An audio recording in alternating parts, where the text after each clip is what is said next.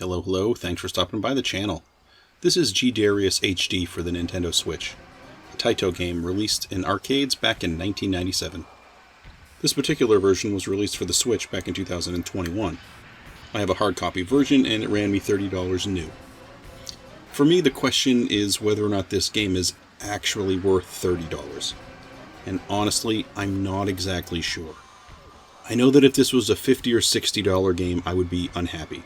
If this was $20, this would be a solid yes for me, but at $30, I guess I expected something slightly different with this one. If you're a shmup fan, you're probably going to think this game is great. It's a well-regarded arcade shooter, it's highly polished, many people consider this one top tier. I get it. Me, I do like this style of game, but I don't have a crazy drive for it. And I do feel like I've gotten more gameplay out of games that have cost me less. Basically, this chip has 5 versions of the same game on it. When I loaded this for the first time, I honestly expected there were going to be a few different games in the Darius series. Instead, it's the same game in 5 slightly different ways. G-Darius is the 4th game in the Darius series, and it's the first game to use 3D polygons for gameplay. If you're into trivia, you might find that interesting, I don't know. It's a shooter, and it started in the arcade, and the first version of the game that I played off this chip, of course, had to be the arcade experience.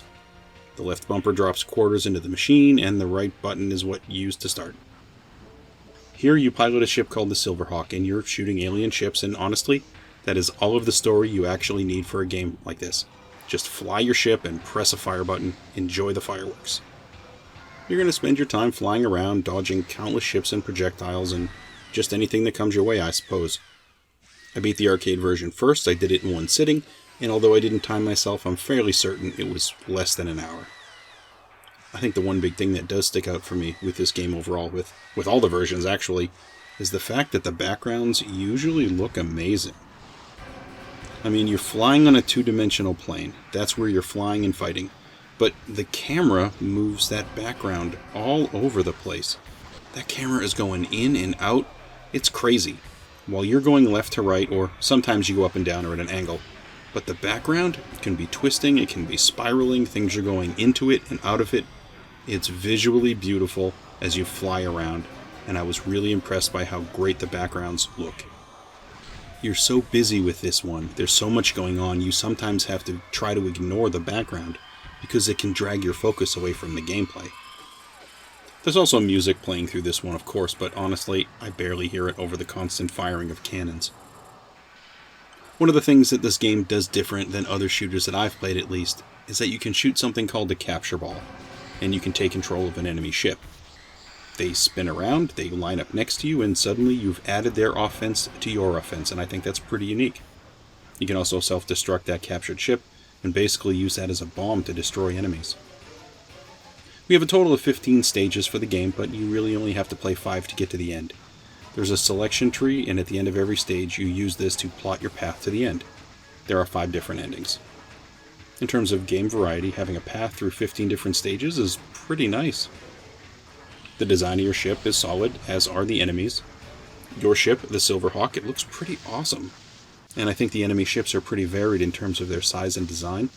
And the one thing you're going to notice through this one, there's this aquatic influence.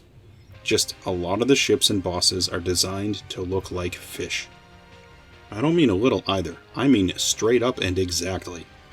Might sound a little weird, but it certainly works here. These bosses are huge, imposing, and honestly they take a lot of time to defeat.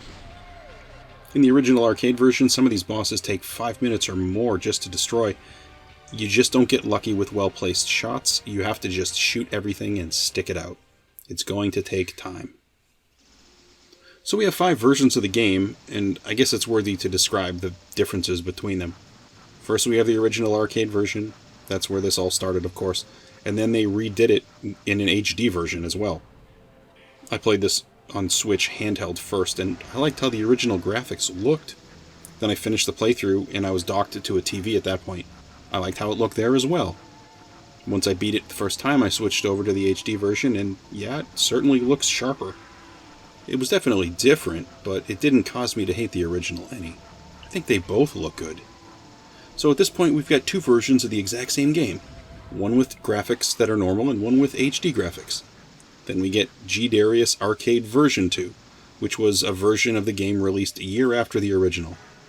It offered some changes to the game, such things as navigating the zones a little different, you have a training mode now, the bosses have timers, and some of the attack patterns were changed.